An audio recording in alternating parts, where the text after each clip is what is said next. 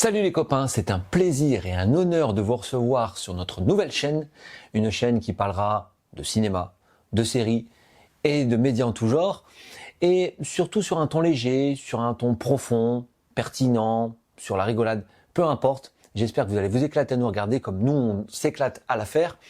Et c'est surtout que j'ai la chance de pouvoir présenter cette émission avec mon camarade, mon copain. Comment vas-tu? Eh ben écoute, je vais très bien et toi? Bah moi, il va bien et toi? Très très bien. C'est un vrai plaisir d'être ici avec toi. Ça fait longtemps qu'on en parle. On a mis du temps avant de se lancer parce que c'est beaucoup de préparation.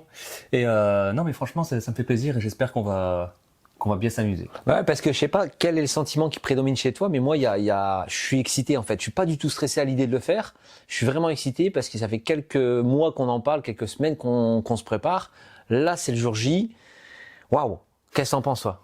Ouais, excitation, un petit peu de stress, mais du bon stress, tu vois. Ouais. Et non mais j'ai hâte. Franchement, j'ai hâte de commencer la vidéo. Et en plus, pour notre première vidéo, je t'ai concocté un top 10 des films de Christopher Nolan. Donc je pense qu'il y a de quoi faire. On va vraiment s'éclater. Vous avez le menu les copains, donc installez-vous confortablement, prenez un petit cafouze, un petit thé comme vous le souhaitez. Un petit café. Un petit café, c'est parti. Surtout, ne vous inquiétez de rien, on s'occupe de tout, on va essayer de s'occuper de tout. C'est parti, bonne séance. Générique.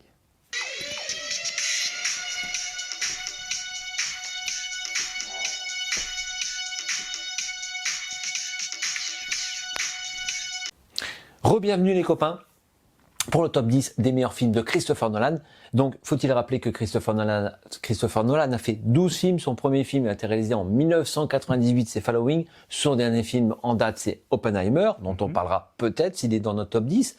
Moi, la première question qui vient en tête, copain, c'est quand tu penses à Christopher Nolan, qu'est-ce que ça t'évoque? Alors, qu'est-ce que ça m'évoque? Bah déjà les acteurs, parce qu'il aime bien travailler avec des acteurs qui un peu fétiches, quoi. Donc Michael Caine forcément. Acteur britannique surtout, ouais. Acteur britannique, oui, parce que il a double nationalité. Cillian Murphy, Christian Bale, Tom Hardy, voilà, des gens avec qui il a travaillé plusieurs fois. Et bah, d'autres noms, comme des fois DiCaprio, il a travaillé bien sûr avec lui, mais ça a été apparemment très très pénible le tournage avec DiCaprio, c'est pour ça qu'il souhaite plus retourner avec lui. Et on n'est pas étonné parce que généralement quand ça se passe bien avec un acteur, il veut retourner avec lui. Pour moi, Christopher Nolan, c'est le cinéma total. C'est un cinéma qui essaye de faire du divertissement, du plaisir. Il y a de l'action, il y a plein de choses. Aussi parfois des bons sentiments, même si ça peut en manquer également. Mais aussi un cinéma qui est exigeant, un cinéma d'auteur qui fait réfléchir. C'est ce grand écart qui parfois est génial chez Christopher Nolan, mais qui parfois présente des limites parce qu'il essaie de concilier un peu l'inconciliable. Moi, j'ai envie de faire un top 10 qui est un peu original, copain. alors explique-moi. Alors, au début, je me suis dit, on va faire le top 10, 9, 8, 7, 6. Mais je me suis dit, le problème, c'est qu'on va tomber sur des films identiques à des moments différents et que chacun va faire un monologue pour parler de ce film, Memento si tu places en 9e ou moi Memento si je passe en 7e. Pour qu'il y ait vraiment un échange, je me suis dit, on va faire ça en deux parties. Le top 3, on le met de côté, ça sera pour tout à l'heure parce que on a un petit peu échangé sur nos top 3, pas sur le reste. Et on sait qu'on a à peu près le même top 3, pas forcément dans le même ordre. Oui. Mais du top 10 au top 4, ce qu'on peut faire, c'est que on va tirer au sort. Je te propose ici des post-it. Au dos des post-it, tu as le titre de film. Tu lis le post-it et après on déroule. Qu'est-ce que t'en penses? Alors attends, je résume pour savoir si j'ai bien compris. Ouais. Le top 3, on le met de côté. Ouais. Et là, en fait, le principe, c'est que les autres films de Nolan, on les tire au sort, on donne notre classement, qui n'est pas forcément le même, et on discute du film. Oh là là, putain, je sais pourquoi j'ai fait des vidéos avec toi. C'est parti. Allez, Let's go. Le premier ? Allez, c'est parti. Alors, Dunkerque. Dis-moi, alors Dunkerque, sorti en 2017. Ouais. On commence par le classement. Ouais. Sorti en 2017, vas-y, je t'en prie, copain. Moi, je l'ai mis 5e. Je suis pas loin. 6e. 6e, ok. Sixième. Qu'est-ce qu'on peut dire de ce film? Donc pour l'histoire que tout le monde connaît, mais disons que c'est la réédition des alliés franco-britanniques face à la menace allemande. Ils se font encercler, donc ils essayent de fuir. Ça parle de ça, ce film-là. C'est surtout un thriller plutôt qu'un film de guerre. Hein, il respecte pas forcément les codes du film de guerre, je trouve. Parce que t'as pas vraiment de bataille. Et puis pour la petite anecdote, ça s'est tourné dans notre ville, puisque nous sommes de Dunkerque ou pas loin de Dunkerque. Moi, je savais qu'un grand nom allait Allez venir tourner sur Dunkerque. Allez venir tourner sur Dunkerque. Je pensais que ça allait être Clint Eastwood ou Martin Scorsese, et en fait c'était Christopher Nolan. Donc j'étais comme un dingue, et surtout que on s'est rendu sur les lieux du tournage un samedi soir du mois de mai de 2016. C'est ça. Te souviens-tu? Oui, bien sûr. L'épisode avec la Syrie. Ouais, c'est ça. Je vois exactement ce que tu veux dire. En fait, oui, donc il y avait le décor qui était là, la Syrie, et on a voulu grimper dessus parce que c'est les décors du film du tournage. On était un petit peu trop. Et on s'est fait arrêter par un agent de sécurité, tout bêtement. Donc mais pour qui a été la petite année, ouais, franchement, ouais. Il a voulu prendre une photo avec nous, j'ai pas compris. On n'était pas sur le tournage. Donc toi, tu l'as mis 5e. Alors quand on met 5e un film de Christopher Nolan qui contient quasiment que des super films, j'ai envie de te dire pourquoi tu le mets 5e. Alors pourquoi 5e? Parce que y a le côté aussi un peu chauvin, forcément, comme tu l'as dit, on est Dunkerque. Ouais, il y a ce côté sentimental. Voilà, c'est un peu le film de chez nous, même si finalement on voit pas. Ça s'entend, hein. Mais on voit pas tant Dunkerque que ça dans le film. Je vais faire un effort sur l'accent, mais on voit pas tant Dunkerque et. Non, pourquoi 5e? Parce que j'ai aimé ce mélange avec les trois temporalités où tu es sur la plage pendant une semaine, sur la mer pendant une journée et puis dans les airs pendant 1 heure. Et je trouve que ça s'imbrique bien. Tu vois l'urgence de la situation et puis... Encore un des thèmes fétiches de Christopher Nolan, le temps. Voilà, le temps et puis tu as justement le tic-tac qui joue tout le long. Non, franchement, c'est ce que j'ai... Ouais, j'étais dans l'action dès le début. Moi, ce que j'ai adoré, c'est l'idée qu'il n'a pas voulu faire un film de... Vraiment un film de genre guerrier comme on a pu voir dans d'autres films. Il disait lui-même qu'il voulait pas forcément faire un film comme Il faut sauver le soldat Ryan parce que ça a déjà été fait. Il trouvait que c'était un chef-d'œuvre. Donc lui, son parti pris, c'était de faire un film d'auteur, un film même parfois d'horreur. On voit dans la carcasse de bateau, on est dans un huis clos et là tout se joue en fait. Et moi, ce que j'aime, c'est que c'est très métaphorique, c'est-à-dire que dans certaines scènes, comme dans cette scène-là, on a l'impression que tous les enjeux du film se nouent à ce moment-là. Le vrai ennemi, finalement, c'est même pas l'allemand qu'on voit pas, c'est le français qu'on veut essayer justement de tuer à ce moment-là. Donc ça, j'aime beaucoup.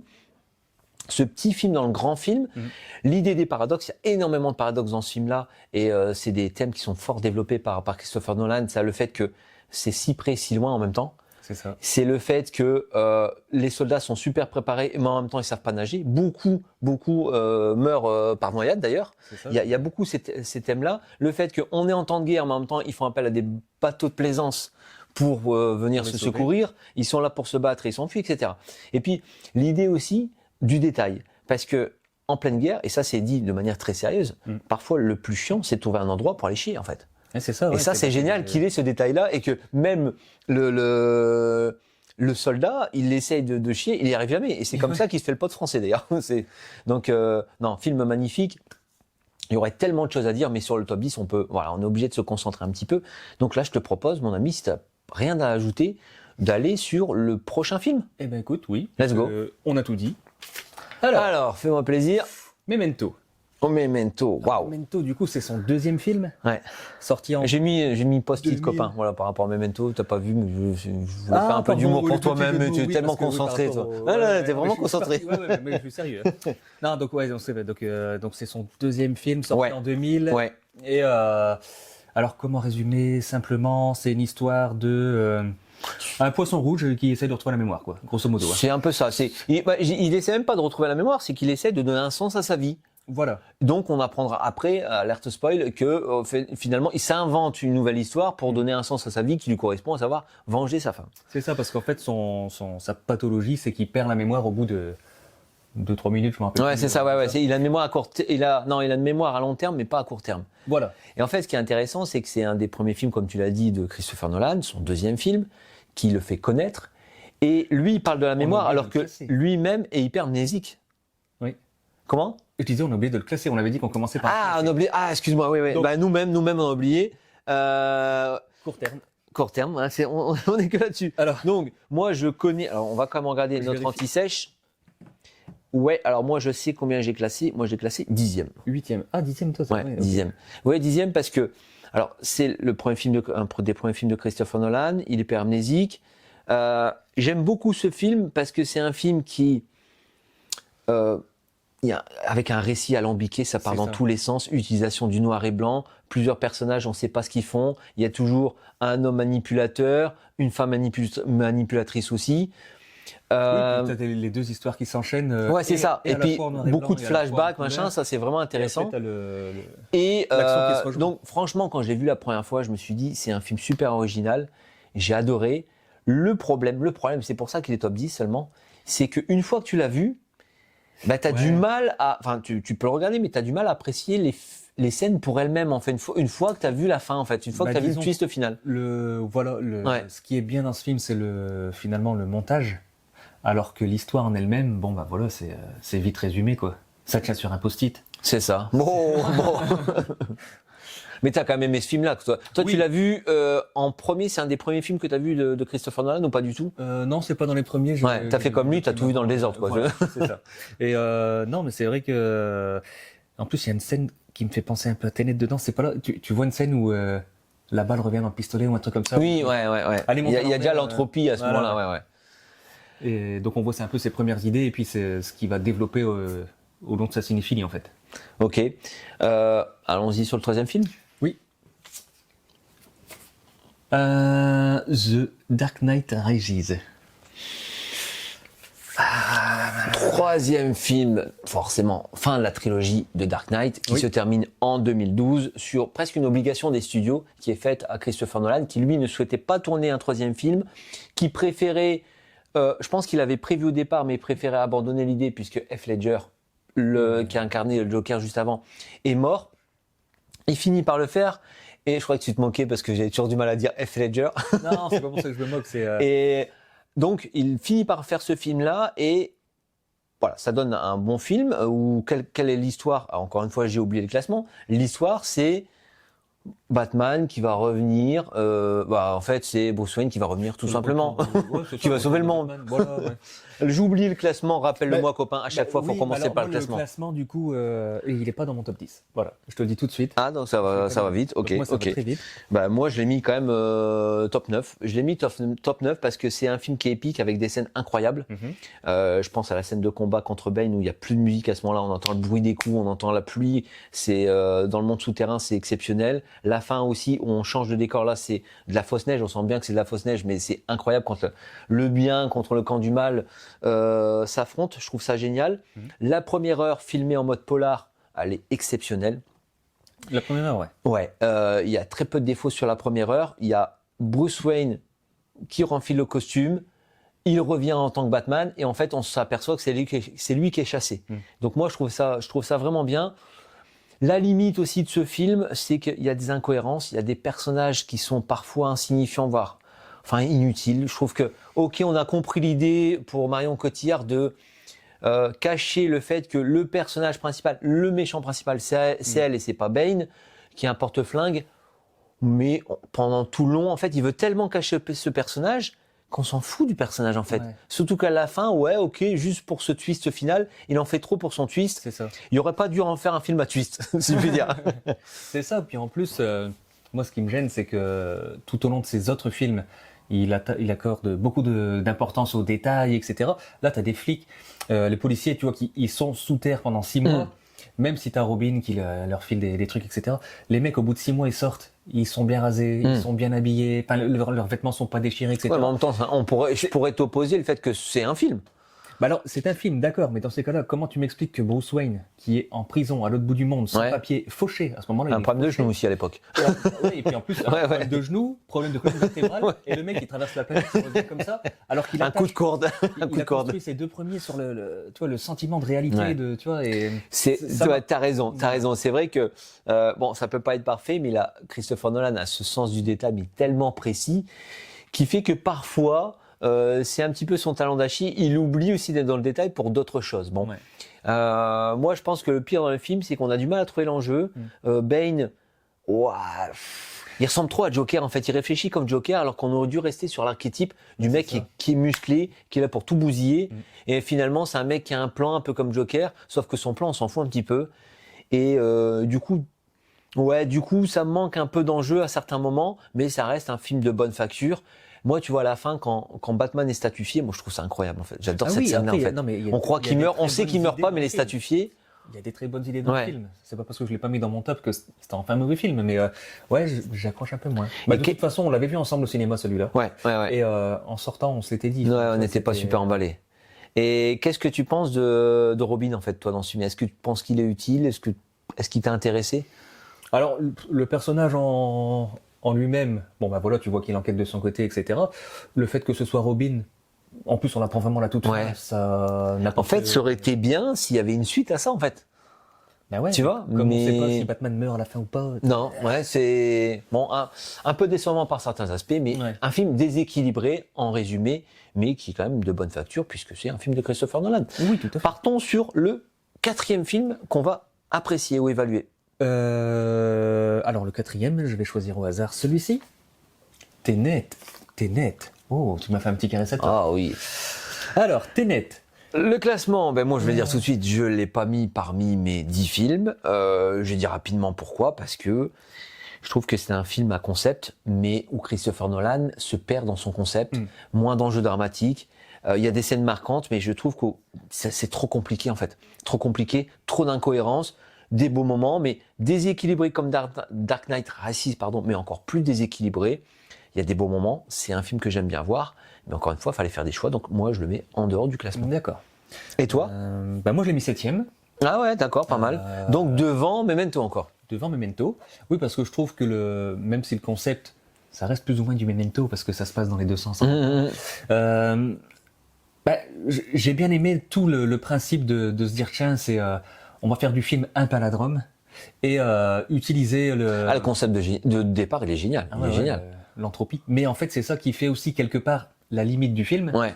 Parce que quand on arrive à la toute fin, ben, j'aurais voulu savoir comment ils construisent leur amitié avec Washington et Bah, on Pattinson. sait qu'ils construisent leur amitié parce qu'ils se sont connus avant. Bon, Voilà. là, c'est sûr. Bon, ils pouvaient pas le montrer parce qu'après, ça fait un film, ça fait une Oui, série. après, voilà, et puis après, il n'y a plus de fin. Mais non, j'ai trouvé la séance, on l'avait vu au cinéma ensemble en plus. Ouais. On l'avait vu au cinéma ensemble. J'ai bien aimé en sortant. Le son était trop fort. Mm. Je sais pas si tu te souviens, on s'était dit. Oui, ça m'a pas marqué plus que ça, mais Après, qu'est-ce qui t'a vraiment plu dans le film? Alors, parce que tu le mets 7e et j'ai l'impression que tu fais que le critiquer. Ouais, je l'ai critiqué parce Ouais. que je suis parti dans ton sens. Non, alors pourquoi je le mets 7e? Parce que bah, justement, je trouve tu vois, Denzel Washington, John David Washington, Ouais, son fils, c'est pas le son même. fils, il a du charisme. Il y a tellement de charisme que j'oublie son nom. Non, mais je trouve que il a une bonne pression. Ah, il est génial. Moi, je le trouve génial dedans. Ah, mais franchement, complètement. Il est énorme. La relation qu'il a avec Pattinson aussi, Ouais, même si ça, c'est une des réussites. elle est pas complète, j'aime beaucoup. Je trouve que le duo fonctionne très bien.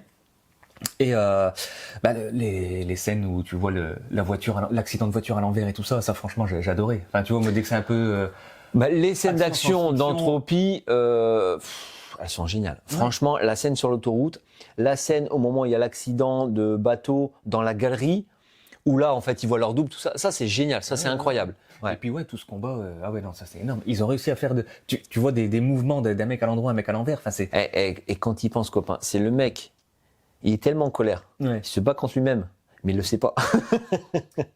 Ouais. Au début, il le sait pas. Ouais, puis Après, il y en a un des deux qui le sait. c'est moi. Bon, sur ces bobos, on va passer au prochain film. Je te laisse donc choisir le prochain post-it, mon ami. Alors le prochain, Batman Begins. Oh Le commencement de Nolan, c'est à la fin. Non, c'est une question. Le commencement C'était de pour Nolan, toi. c'est à la fin. Batman Eh Begins. ben, à la fin, écoute, je vais te répondre oui tout de suite parce que moi c'est mon 10, c'est mon 10e. Ouais, Voilà. ok, pas de souci. Alors moi, c'est pas loin du 10, je crois, c'est le 7. Le 7e. Numéro 7, Batman Begins, est-ce que tu veux expliquer l'histoire? Bah écoute, tout C'est est dans le assez film. simple, ouais. C'est le commencement de Batman, les origines, comment il est devenu Batman. Donc au début, on voit ses parents se faire assassiner, il quitte Gotham, puis il revient, et là le film vraiment commence, etc. Bah écoute, moi pourquoi je l'ai mis 10e?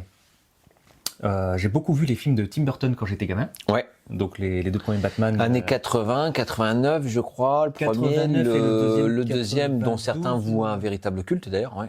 Ouais. Bon, je te passe les deux autres. Mais voilà, j'aimais beaucoup ces films-là où tu avais le Gotham très présent, la Batmobile c'était vraiment la Batmobile des comics et tout ça, tu vois. Et là, au début, j'avais un peu moins accroché parce que je me disais, merde, la Batmobile, elle fait trop réel et Gotham, c'est un peu en effacé, fait, tu vois. le Batman de Burton, c'est un Batman de comics. C'est ça. Très fantastique.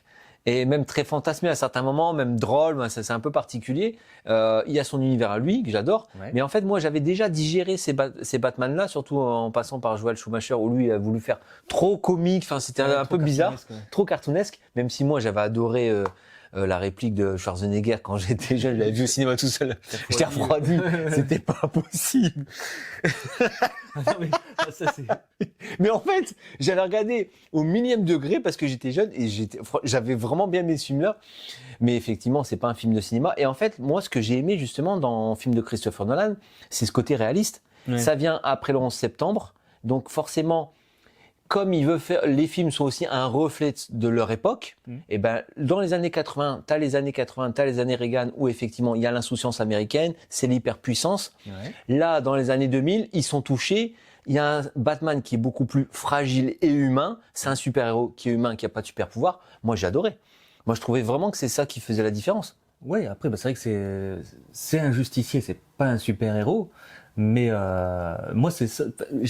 Il est 10e, hein. J'ai aimé. Ouais, ah oui. Qu'est-ce que Mais t'as aimé c'est- dans le film du coup? Alors, ce que j'ai aimé, bah, comment tu vois, comment il devient Batman, Ouais. son entraînement, ça franchement, avec la Ligue des Ombres et tout, c'est super, quoi. C'est bien fait parce que avec la Ligue des Ombres, justement, l'idée de l'illusion des ombres, le fait qu'on cache aussi le véritable méchant, en fait, on sait pas qui est Ra's al Ghul. C'est ça. Ça, c'est bien fait, ouais. Et justement, l'antagoniste, l'épouvantail. Ouais.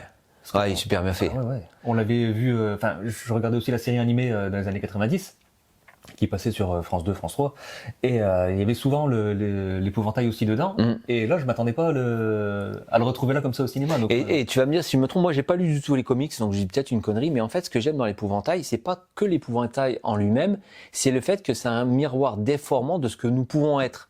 Grâce aux produits toxiques, justement, parce que ça se retourne aussi contre Batman, et contre nos propres peurs, alors même que ce film-là, justement, parle des origines de Batman, et quelle est la plus grande peur de Batman? C'est les chauves-souris, et il incarne cette chauve-souris-là. Donc, l'idée, en fait, de ce méchant, d'un côté un méchant qui est caché, on ne sait pas que c'est lui, finalement, Ra's al Ghul, on verra que c'est Liam Neeson. De l'autre côté, l'idée que le méchant, l'épouvantail, c'est un miroir déformé de Batman, de l'Amérique, etc., c'est que, en fait, on voit que Christopher Nolan, à chaque fois dans ses films, il y a la forme et le fond, elles sont toujours entremêlées, et il y a plein de couches de réflexion, en fait. Je trouve ça vraiment génial. Moi, j'ai adoré. Ouais. J'adore ce film-là. Moi j'aime bien aussi la scène de fin dans le tram quand ils se battent là. Ouais. C'est énorme, ça. Ah, c'est bien fait. Après, tu vois, il y a quand même des défauts dans ce film. On voit que c'est le premier film hollywoodien. Tu parlais du Gotham de Nolan dans le premier. Moi, j'aime pas trop. Parce que c'est un Gotham qui est donc, on a compris l'image, hein. En haut un peu futuriste, c'est beau parce que c'est pour les riches. En bas, en souterrain, c'est pour les pauvres. Du coup, ça j'ai un peu de mal. Il n'est pas assez incarné Batman, Gotham dedans. Gotham normalement c'est un personnage à part entière, Ouais. tu vois. Et là c'est une ville. Ouais, je trouve qu'on va mieux le voir Gotham en tant que personnage dans le deuxième. Je trouve, tu vois, c'est encore différent. C'est plus incarné, c'est une vraie ville. Parce qu'il va choisir, je crois que c'est Chicago dans le deuxième, si je dis pas de bêtises, tandis que dans le premier, c'est pas une vraie ville, donc c'est un mélange de plusieurs villes, c'est un peu embêtant. Après, ça reste franchement un bon film que j'aime bien voir, surtout que c'était la renaissance de Batman, à l'époque où il y avait la renaissance de Spider-Man, d'autres super-héros. Spider-Man cool, Batman sombre, ça se complétait bien. On n'a pas vraiment eu de film sur les origines de Batman. Non, pas du tout. On donc, voyait vite fait dans ouais. Burton l'assassinat des parents de Bruce Wayne, mais on n'avait pas l'origine de son entraînement en fait. Allons-y, si tu veux bien, mon petit ami, pour les 3 prochains post-it. Les 3 d'un coup? Non. Ah, ok. Oh non, on a le temps, on a 1 heure devant nous. Ok. Insomnia. Alors, Insomnia, donc c'est un film sorti en 2002. Ouais. Ok. Premier film de Nolan avant le grand plongeon hollywoodien, donc premier film avant Batman Begins justement. Et c'est en plus. Ça raconte quoi, copain? Alors c'est. Attends, copain. Le classement. On a encore oublié le classement. C'est le principe de l'émission, mais on oublie toujours. Il y a tellement de choses à dire. 9e. Ah bah moi 8e. 9e. Ouais, 8e. Moi ça le situe bien, je trouve. Ouais. Bah comment dire? Donc c'est un remake. C'est pas une idée de Nolan à la base. Comment résumer le film? Donc c'est d'un film norvégien ou danois? Norvégien, si je dis pas de bêtises. Tu sais mieux que moi. J'ai un doute. Donc on a Al Pacino Danois, Danois. Qui est enquêteur. Il se retrouve en Alaska et on a encore une fois cette histoire du temps avec là cette fois-ci c'est la journée qui dure 6 mois. Ouais. Du coup, on ressent la fatigue de. Je sais ce que tu vas me dire. Je sais ce que tu vas me dire. On ressent la fatigue d'Al Pacino. Et Tu sais que quand j'ai vu le film, j'étais fatigué. je sais, mais tu me dis, je ne peux pas regarder ce film sans J'étais- penser. Oui. Franchement, j'étais dans la peau d'Al Pacino. Je te jure, j'étais au cinéma. Je déteste dormir au cinéma déjà parce que j'ai payé ma place et puis parce Déjà. que quand tu te bouffes du popcorn, dormir en même temps c'est compliqué. Mais j'étais crevé. Franchement, j'étais crevé. Bah, c'est le principe du film. En fait, on est fatigué en même temps que Al Pacino. Et là, franchement, ça c'est un des points forts du film. Ouais. L'autre point fort aussi, c'est l'antagoniste donc qui est joué par Robin Williams. Ouais. Qu'on voit assez tard finalement dans le film. assez Ouais, tard, c'est bien amené. Ouais. Et non, je trouve que le film fonctionne très Ouais. bien.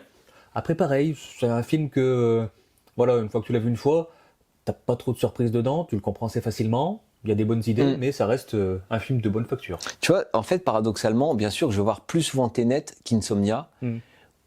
Tenet est meilleur qu'Insomnia, mais pourquoi je l'ai mis Insomnia dedans? Parce qu'il y a moins d'imperfections que Tenet, Ouais. et surtout, je me suis dit, c'est la première fois que Christopher Nolan arrive à s'emparer d'un outil qui ne vient pas de lui à l'origine, parce que c'est un remake, et c'est propre, sans bavure, et en même temps, il arrive à mettre sa patte. Pour un de ses premiers films, je trouve que c'est vraiment bien, donc c'est pour ça que j'ai voulu, entre guillemets, je pense que lui s'en fout, hein, mais le récompenser en le mettant en 8e place. Oui, il s'en fout. Ouais, Mais je pense. moi, ça À me moins fait qu'il regarde plaisir. la vidéo, un copain, on sait pas. Hein. Bah écoute, si tu regardes la vidéo, merci. Et donc on vous conseille quand même ce film Insomnia, qui est un film dont on parle très peu dans la carrière de Christopher Nolan, mais qui est franchement un bon film où on prend du plaisir à voir donc la dualité entre Al Pacino, Robin Williams dans un rôle différent et Hilary Swank qui est en plein milieu. Oui, Hilary Swank a fait autre chose que Million Dollar Baby comme un film de qualité, parce que ailleurs sa carrière j'ai un peu de mal, mais bon ça c'est tout à fait personnel. Ce sera pour une autre vidéo. C'est ça, exactement, ou pas d'ailleurs. Allons-y pour les 2 prochains post-it avant de passer dans le top 3. Alors, Oppenheimer. Oh là là, Oppenheimer. Eh copain, attends, excuse-moi. Pourquoi, moi j'ai pensé à un truc, là j'y pense tout de suite là. Vas-y. Pourquoi Christopher Nolan fait toujours des titres très très courts? Enfin, Inception, Memento, Insomnia, pourquoi il fait ça? Pourquoi il fait ça? Est-ce que tu y as déjà pensé déjà? Non, bah non, tu me. Attends, le plus Je long, te ça va scie. être quoi le plus long, ça va être The Dark Knight Rises. Ouais, c'est le plus long. Alors, Ouais. bah, Et peut-être le deuxième que- plus long, c'est The Prestige. Ouais, non, mais c'est peut-être pour. Toi, t'as l'idée, t'as le titre, t'as le film, quoi. Ouais, c'est ça, c'est une idée. Ouais, c'est ça. C'est ça parce qu'en fait, Dunkerque, on en parlait tout à l'heure. Dunkerque, ouais, moi je pense que le titre du film, c'est plus l'esprit Dunkerque C'est qui ça. est vraiment ancré chez les Britanniques, moi chez les Américains, chez les Français. Et bon voilà, tout ça pour une petite réflexion qui me vient en tête. Oppenheimer, dernier film sorti en date. J'ai un trou de mémoire au moment de le dire. Non, il est sorti en 2023, C'est ça. l'année juillet dernière. comme d'habitude. Ça raconte l'histoire de Classement. classement. Moi, Pardon. c'est 4e. Et ben moi j'ai un doute copain entre ça et ça. Et ben moi c'est 5e, pas loin. 5e, ok. Pas loin. Donc, je reviens, excuse-moi, donc 5e, 4e, je reviens à l'histoire d'Oppenheimer, c'est globalement l'histoire pendant la Seconde Guerre mondiale et pendant la guerre froide du créateur de la bombe nucléaire. On voit qu'il y en a qui vont le pousser naturellement, le gouvernement américain, à créer la bombe nucléaire, à créer toujours plus, et en même temps, ça va finir par se retourner contre lui, puisqu'il aura des cas de conscience. C'est ça. Franchement, on en parle. Putain de et- film! Le mec, il fait. Moi, j'en ai un marre, il fait biopic- trop de bons films. Un biopic Trop de bons films, copain. 3 heures, la moitié est en noir et blanc. Ouais. Il va chercher l'Oscar du meilleur film, meilleur acteur d'un second rôle. $1 milliard, plus d'1 milliard au box-office. Bah voilà, c'est. Pourquoi il fait ça? C'est du Nolan, c'est du récit alambiqué, du noir et blanc, de la couleur, du machin. Je te rajoute des petites épices nouvelles, thriller politique à la JFK. Je te rajoute aussi une autre épice de la psychanalyse. Alors, il en avait fait un petit peu dans Inception de la psychanalyse. Ouais. C'était franchement un raté. Enfin, pas ce qui est de plus réussi. Et là, c'est vraiment réussi dans les scènes avec sa maîtresse, dans les visions qu'il peut avoir de lui-même, parce il écoute de la musique de l'univers, donc ça va être toujours un peu compliqué. Et même ça, il arrive à le faire. La musique, il travaille plus avec Hans Zimmer. Enfin, il travaille déjà pas sur le film précédent avec Hans Zimmer. Là, il change. Ça fonctionne aussi à merveille. Ouais. Je sais plus ce que j'ai noté d'autre, mais c'est une régalade. C'est une régalade. Voilà, en fait, c'est une leçon de cinéma. Hein. Ouais. Et copain, toi qui aimes les Avengers, s'il n'y a pas un truc qui t'a marqué, je te lance la perche. Enfin, je te l'attends. Un truc qui m'a marqué. En tant que, oui. Toi qui aimes les Avengers. Bah oui, le Robert Downey Jr., le voir dans un vrai rôle où il est pas toujours en train de faire... Enfin, il montre qu'il... Voilà. Après, Ali McBeal, il montre qu'il peut être un bon acteur quand même. Ouais, Ouais, ça fait vraiment plaisir. Là, bah oui, là, il est vraiment... Il est fort, en fait. Il est fort parce que il casse son image qu'il a construit pendant 10 ans, justement, chez Marvel. Et puis... non, là, il a été excellent. Tu vois, Après, il a été bien dirigé aussi. Ouais, complètement. Ça change tout. Est-ce que toi, quelle est la partie que tu préfères dans le film? Alors, je te demande pas forcément des scènes, mais qu'est-ce qui te marque le plus dans ce film? Est-ce que c'est l'aspect politique? Est-ce que c'est le personnage d'Oppenheimer? Est-ce que c'est la géopolitique ou la psychanalyse? Qu'est-ce qui te plaît le plus? Bah moi justement oui, le personnage d'Oppenheimer, tout son parcours, et parce que lui, en plus Cillian Murphy, il tient le rôle à merveille. Ah oui, apparemment très concentré pendant le tournage. Non, mais franchement, il le rend bien, son personnage. C'est pas, alors j'ai pas connu Oppenheimer, mais c'est pas du tout caricatural. En tout cas, j'ai pas l'impression. Et bah c'est ça. Tu veux savoir ce qui se passe, tu veux savoir, et t'arrives à être sur un biopic. Encore une fois, t'es dedans pendant 3 heures sans t'ennuyer, quoi. Ça me fait penser, la fois dernière, j'avais du mal à dormir, je me suis dit, on devrait peut-être faire, pour la prochaine vidéo, ou encore une autre vidéo, un top 10 des meilleurs biopics. Je pense que celui-ci sera plutôt bien classé. Hein, classé, ouais. Qu'est-ce que t'en penses? Je pense qu'on a fait le tour assez rapide, malheureusement. On s'attardera un peu plus sur le top 3, mais sinon la vidéo va faire 10 heures. Allons-y pour le dernier post-it, même si forcément on a une idée du film qui va arriver, Inception. Bah écoute, Inception, c'est numéro 4, tout simplement, mon petit copain. Pour moi, je crois que c'est le 5. Attends, je vérifie. Ouais, je pense que du coup, c'est 5. 5. Si j'ai bien tout retenu. 6, ok. C'était Dunkerque, oui. Numéro 6, donc ça, c'est un film sorti en 2010, donc avec Leonardo DiCaprio. Alors, tout simplement, c'est l'histoire des mecs qui arrivent à braquer des cerveaux. Ils vont chercher des idées dans les cerveaux. Pendant les rêves. Dans les rêves, pardon, pour un peu piquer des idées aux entreprises. Et là, ils doivent faire l'inverse. Ils doivent implanter une idée dans un cerveau pour que DiCaprio puisse retourner chez lui, revoir ses enfants, tout simplement. Ouais, pas mal. Mais je pense que ses enfants sont déjà morts. J'y crois pas. Non, mais franchement, il voit toujours la même image des enfants, ils sont morts. À moins qu'il ait jamais eu d'enfants, ou qu'il ait eu des enfants dans son rêve. Non, parce que en fait, il me semble que dans tout le film, tu vois pas leur visage, et à la fin, quand ils les retrouvent, tu vois leur visage. Ouais. Mais en fait, c'est ce qu'on aime dans ce film-là, et c'est pour ça que moi je l'ai classé 4e. Alors, il y a des imperfections, mais c'est l'idée qu'on peut avoir plein d'interprétations. Ouais. Il a fait aussi dans d'autres films, mais peut-être un peu trop, mais là, c'est tellement bien fait. C'est un film qu'il a réfléchi pendant 10 ans, que déjà, il y a des idées dingues. On peut avoir plein d'interprétations pour savoir si on est dans la réalité ou si on est dans la fiction, donc dans le rêve. Est-ce que finalement le mieux... toujours avec la limite, en fait. Ouais, c'est ça. Et puis le mieux, comme disait la femme donc de DiCaprio dans le film, est-ce que le mieux c'est pas de rester dans l'imaginaire, de rester dans le rêve finalement? Est-ce que c'est pas là où on est le plus heureux? D'ailleurs, DiCaprio se force en fait à rêver tout le temps, à dormir tout le temps pour rêver.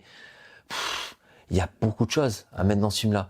Et moi, tu vois, ce que j'adore dans ce film-là, c'est que il crée un concept de dingue, il va jusqu'au bout et son concept est utile pour la forme. C'est-à-dire qu'à chaque niveau, parce qu'à un moment donné, donc ils sont là pour repiquer des idées de manière générale, ils vont essayer d'insérer une idée. Pour insérer une idée, il faut aller dans plusieurs couches de subconscience et à chaque couche, en fait, il y a un niveau et dans chaque niveau, il y a un genre différent. Dans le premier niveau, c'est plutôt polar. Dans le deuxième niveau, c'est à l'hôtel, on reste sur le thriller plutôt. Ouais. Troisième niveau, c'est sur la neige. C'est ce que j'aime un peu moins. C'est James Bond. Donc, enfin, tu vois, moi je trouve ça génial. Et après, le côté psychanalyse, dramaturgie. La neige, c'est pareil. À chaque fois, quand je regarde ce film, je décroche un peu à ce moment-là. Ouais, moi aussi, complètement. C'est un peu. J'ai l'impression qu'autant les scènes d'action de Nolan, il sait bien les maîtriser, mais quand il fait trop de scènes d'action qui se chevauchent, c'est souvent ce qui est moins bien réussi, je trouve. Toi, qu'est-ce qui t'a plu vraiment dans Inception, parce que tu le mets quand même 5e? Ce qui m'a plu, c'est hormis tout ce qu'on a déjà dit en fait. Forcément, moi les films de science-fiction j'aime beaucoup, et le fait là qu'il a réussi à faire un film de science-fiction sans partir à l'autre bout de la galaxie, et en fait on est juste là dans un rêve, une petite idée à la con, et puis hop, franchement c'est top. Et en plus ça permet de voyager à travers les rêves, donc voyager à travers les décors aussi, sans forcément. Non, j'ai accroché tout de suite à ce film-là. Après mon seul petit regret, si je peux faire un petit reproche, c'est que quand il explique un peu comment fonctionnent les rêves, comment on peut tout modifier, c'est un peu moins exploité après la scène d'exposition. Ouais. J'aurais voulu voir un peu plus de scènes comme ça, de grandioses, où t'as vraiment les immeubles qui bougent. Ah, quand ils retournent, ouais. Quand ils sont à Paris. Mais je pense que en fait, c'est pas son propos à lui en fait. Oui. C'est qu'il le montre un peu comme lui en tant que cinéaste. On dit qu'en tant que cinéaste, on peut créer presque tout ce dont on rêve, même s'il faut des moyens alloués pour ça. Mais par contre, dans notre tête, dans nos rêves, on peut faire ce qu'on veut et comment maîtriser ses rêves. Donc, non, je pense qu'une fois que tu as illustré l'idée, t'es pas obligé d'y revenir, tu vois. Surtout qu'il parle beaucoup du fait que... Pas forcément la refaire de la même manière, mais l'utiliser un peu, tu sais, dans la neige à ce moment-là. Ouais, mais regarde à la fin, justement, quand ils insistent beaucoup sur les architectes, donc sur l'importance de créer des villes, créer des univers. Et puis à la fin, au contraire, ils détruisent l'univers du plus profond subconscient de DiCaprio quand ils vont dans le sable et dans la ville qu'ils ont créée eux-mêmes, tu vois, dans les limbes. Pardon. Là, à ce moment-là, ils détruisent, donc ils font l'inverse de ce qu'ils ont fait sur les premières scènes. Donc non, moi, ça me choque pas. Ça me choque pas. Un autre détail aussi que j'ai bien aimé, c'est tout bête, c'est qu'à chaque fois que tu pénètres dans un nouveau rêve, dans le rêve, tu dilates encore une fois le temps. Ouais, encore une fois dans le temps. Ouais, ça c'est une dinguerie. Et là, t'as toujours le tic-tac, machin. Non, et du coup, c'est super bien réussi. Ils s'imbriquent les unes dans les autres, où du coup, pendant que l'autre il est en train de tomber du pont, les autres ils ont le temps de faire plein de choses. Enfin, c'est vraiment. Putain, je l'ai revu il y a pas si longtemps, mais c'est vrai que quand ça fait longtemps que tu l'as pas vu et que tu le revois, parce que sinon tu banalises un peu. Et quand tu le revois, tu te dis, il y a des idées de dingue. Non, mais franchement. Dingue. Pour être dans le top 3, qu'est-ce qui manquait quand même? Moi, il manquait l'émotion. Il manquait la musique, c'est trop. Parfois un peu trop conceptuel. Voilà, parce que là, on est presque dans le chef-d'œuvre. Donc, on se permet d'être très exigeant. Après, il y a quand même beaucoup, je trouve, dans ce film-là d'explications.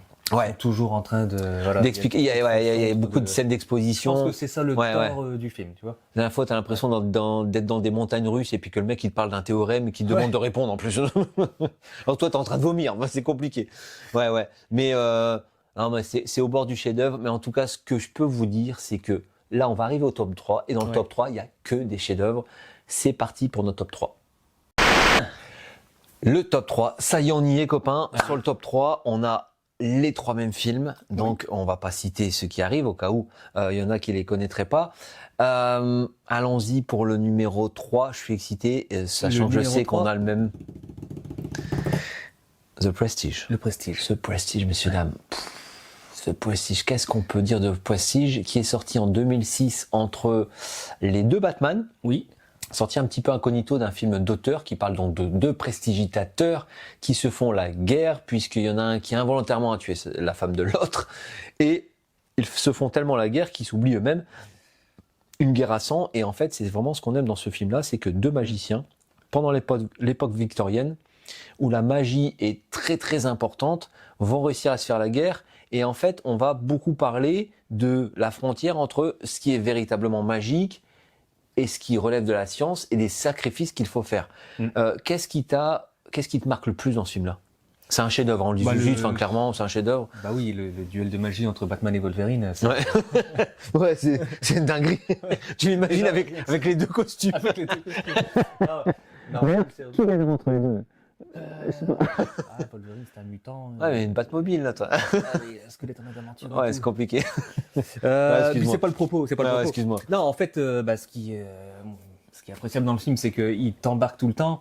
Et en fait, t'es tellement dans l'histoire qu'à un moment donné, t'as de l'empathie pour Hugh Jackman. Ouais. Après, t'as de l'empathie surtout pour au début, Christian Bale. Et tu sais pas, c'est ça, tu vois, tu sais pas qui est le personnage principal, qui a raison, qui a tort. Enfin, c'est 2 personnages principaux, mais c'est ça, le fait de jouer sur ça, c'est une illusion aussi. Et, il a tenu la promesse de son tour, en fait, finalement. Hein. Ouais, et puis en fait, il y a une dualité de dingue, il y a plein de rebondissements. Ouais. Il y a tellement de choses à aborder que c'est difficile d'avoir l'esprit clair là-dessus. Mais l'idée que l'un essaie de rentrer dans la tête de l'autre puisqu'il pique son carnet, mais en même temps l'autre a anticipé le fait qu'il allait piquer son carnet, etc. Ça, c'est incroyable.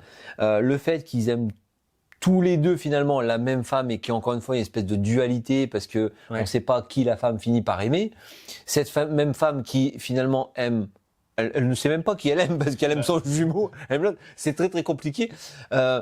Mais c'est vrai que c'est incroyable. Et en fait, tu vois, à l'époque victorienne, je faisais exprès d'insister là-dessus parce que Nolan l'a fait à dessein. C'est-à-dire qu'il se dit, à l'époque, il y avait beaucoup de costumes. Ouais. Du coup, ça nous choque pas le fait que Christian Bale, donc lui, soit accompagné en fait d'un mec qui est toujours une moustache, par exemple. Ouais. Puis moi, j'adore les moustaches, tu sais, j'adore. Ah ouais, moustache farcie, Mais- moustache farcie. Mais et ça, je trouve que c'est bien fait parce que jusqu'au bout, on voit les sacrifices qu'ils font. Il y en a un qui fait un sacrifice parce qu'il risque de perdre son frère jumeau, Ouais. l'un ou l'autre d'ailleurs, et l'autre il fait son sacrifice parce qu'il finit par il veut tellement, il se sacrifie lui-même, il se dédouble pour se sacrifier lui-même, sachant qu'il sait pas qui va mourir, si c'est lui ou entre guillemets un autre qui va mourir à la fin. C'est incroyable. Alors j'imagine un Prestige 2 où finalement on apprend que Hugh Jackman c'est le triplé des jumeaux. Là, ça serait une dinguerie. Hein. Franchement, ça serait une folie. Et en plus, non, ce serait compliqué. Ouais, ça serait compliqué. Et en plus, ouais, ça veut dire, il meurt de la même façon dont il a perdu sa femme en plus. Ça, c'est Ouais. vraiment. Ouais, ça c'est. Parce que t'as ce miroir. Bon, Anna, T'as le miroir entre les deux persos. Ouais, je l'avais pas vu comme ça, Et mais t'as aussi est-ce le qu'il miroir meurt avec- vraiment hein? Parce qu'il meurt, mais il y a plusieurs doubles à lui, Hugh Jackman. Bah, en tout cas, lui, enfin, je sais pas si lui meurt, mais le double. Ouais. Tu vois, on sait pas, tu vois, c'est cette ambiguïté là qui. Non, puis ouais, le film t'es embarqué de bout en bout, même quand tu vois David Bowie qui joue Tesla, pour le coup un vrai rôle, Ouais. et il le joue très bien, c'est pas caricatural, c'est pas on a sorti la rockstar pour. C'est Pour un écrit, petit en caméo. fait, c'est un travail d'horloger. Tout est Ouais, c'est ça. précis, tout est important. Chaque plan, chaque dialogue, chaque personnage introduit. Bah, C'est... le film, il est monté comme un tour. Ouais. Et Ouais, en même temps, ouais, bien sûr. Et en même temps, les tours, ils sont montés comme un film. Ouais, ouais. Tu vois, c'est la mise en scène, etc. Et tu vois, t'as d'un côté celui qui est fauché, qui sait pas faire ses tours, mais c'est des bons tours. Et l'autre qui a toute la mise en scène. Et puis au final, il y a trop d'effets. C'est plus de la magie, en fait. Ouais. Puis quand on parle de frères, on peut penser au fait que Christopher Nolan a écrit plusieurs films avec ses frères, dont tous les films font partie de notre top 3. Ouais. Comme quoi, Christopher Nolan, il a plein d'idées, plein de concepts. Mais quand il écrit avec son frère, qui lui est plus un scénariste à l'origine, plus un scénariste entre guillemets, classique, qui sait mettre de l'émotion, bah, en fait, le mariage, entre guillemets, est parfait. Ouais. Ça me fait penser qu'on va aller sur le top 1, top 2, sachant je ne sais pas si on a tout à fait le même classement. Donne-moi ton top 2, mon petit copain. Le top 2, Interstellar. Ah, Et ouais. Ouais, ça a été longtemps le numéro 1. Et j'ai revu le mois dernier Dark Knight et du coup... voilà. est-ce qu'on parle du coup d'Interstellar en premier? Parce que moi, donc, mon top 2, c'est Dark Knight. Ah oui. Mon top Il en 1, reste plus que deux. c'est Interstellar. Moi, ça a changé. Moi, franchement, j'avais pas trop aimé Interstellar à sa sortie. Je l'aime de plus en plus. La preuve, j'étais encore en train de le regarder pendant la vidéo. Et ouais, par quoi on peut commencer? Bah, commençons par ce que tu veux en fait. Vas-y. Interstellar, Ouais. là c'est un grand film, un film de science-fiction encore. Cette fois-ci, on part à l'autre bout de la galaxie.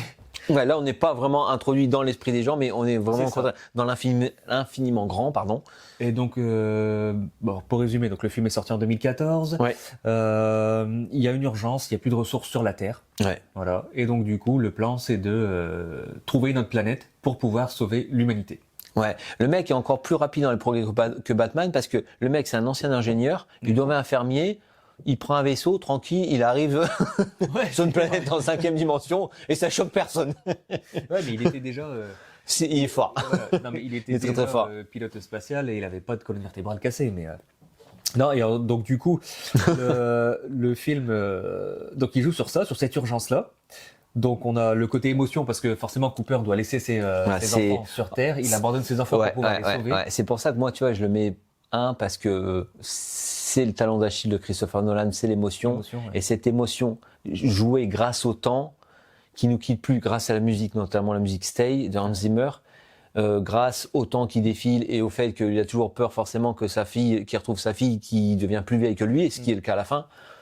Enfin, cette émotion-là, elle s'arrête jamais. Et cette poésie, oh là là, la poésie, les images sont incroyables. T'as même des fois tu vois, on parlait de détails tout à l'heure, des choses toutes bêtes.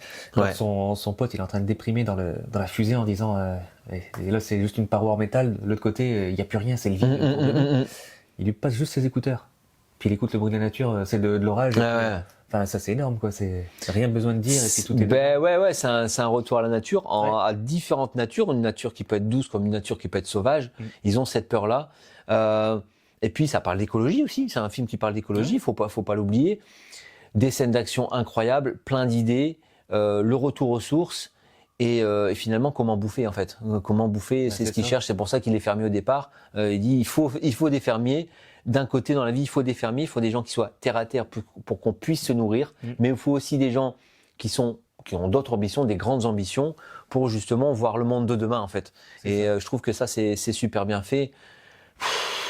Ouais, encore une fois un chef-d'œuvre. Et si on part sur Dark Knight, pour faire la transition, qui est ton numéro 1, qui a longtemps été mon numéro 1, quel souvenir t'en as? C'est ça qui compte, hein, parce que les gens, je pense qu'on l'ont vu, et puis il y a beaucoup d'avis déjà sur Dark Knight.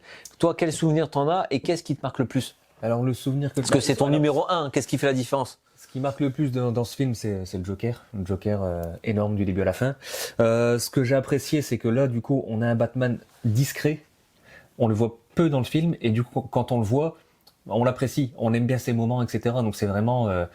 non, c'est... Tu vois, c'est marrant, c'était en Batman, j'étais encore dans Interstellar, je me dis, pourquoi il met Batman dans un vaisseau? On a parlé trop de films. Parce qu'il est parti sauver la Terre à l'autre bout de la galaxie. Il est où Wolverine? Il est resté dans il est resté dans la boîte. En fait, c'est sa fille. Non, et en fait, c'est ça, c'est que ce film, il est très bien construit. Le scénario, franchement, il y a rien à dire. Oh, il est parfait, il est bien équilibré. Ouais, c'est ça. Il est bien équilibré. Surtout qu'il y a une surprise. En fait, c'est toujours compliqué quand tu as des films de quasiment 3 heures d'avoir. Alors déjà, la deuxième partie, ce qu'on appelle le développement, c'est compliqué, c'est lent, c'est souvent ce qui est moins bien réussi dans les films. Et là, quand c'est un film de 3 heures, waouh! Il faut faire 3 grandes parties, et là, à la fin de la deuxième partie, il relance avec la mort de Rachel. Et en fait, on attendait cette mort parce que son personnage, il est insupportable, imbuvable. C'est le seul entre guillemets défaut. Mais c'est même pas un défaut du film parce que comme elle meurt, on remercie Christopher Nolan quelque part. Mais en plus, elle joue même pas comme dans le premier, je la reconnais. Non, c'est vrai, je crois que c'est pas la même personne. Ah bon, ceci explique cela. Mais... Et puis, comme tu dis, déjà. L'idée, c'est de mettre Batman au second plan, donc mettre au premier plan les méchants. Donc le justicier blanc Harvey Dent, qui lui, en fait, on peut en faire un des personnages principaux et qui est au cœur du dilemme de Batman. Finalement, c'est qu'est-ce que faire le bien, et est-ce que celui qui est plus blanc que le blanc, finalement, est-ce que c'est pas lui qui est finalement noir? Et puis le Joker qui représente la folie, l'anarchie, et Heath Ledger est juste monstrueux dedans. Moi, franchement, il m'a fait penser à Shining. Parce que je me suis dit, pour être aussi fou, le mec a dû aller dans un hôtel comme ça, jouer avec une balle de tennis contre un mur. Il a vu Jack Nicholson et il est devenu complètement dingue. Ces scènes sont incroyables. Ces scènes sont vraiment incroyables. Donc, ça donne un film, comme tu dis, qui est parfait, qui est parfaitement équilibré. C'est ça. Et je sais pas si tu voulais encore ajouter quelque chose par rapport à ça. Là, en plus, la musique est très bien choisie aussi. Encore une fois, Hans Zimmer. Et non, franchement, ce film, tu vois, tout à l'heure, je disais que c'était une leçon de cinéma avec Oppenheimer. Celui-ci aussi, en fait. Ouais. Que ce soit dans l'image, dans la musique, le scénario. Enfin, il n'y a rien à dire, en fait. Il réussit son film parfait. On est en 2008 et il a réussi déjà son film parfait. Merci à Christopher Nolan. Merci à vous. Merci à toi, copain, pour cette émission. J'espère que vous avez pris du plaisir à nous regarder autant qu'on en a pris à la faire. On vous dit à la fois prochaine, peut-être au mois prochain. Prenez soin de vous et ciao. Ciao, bambino.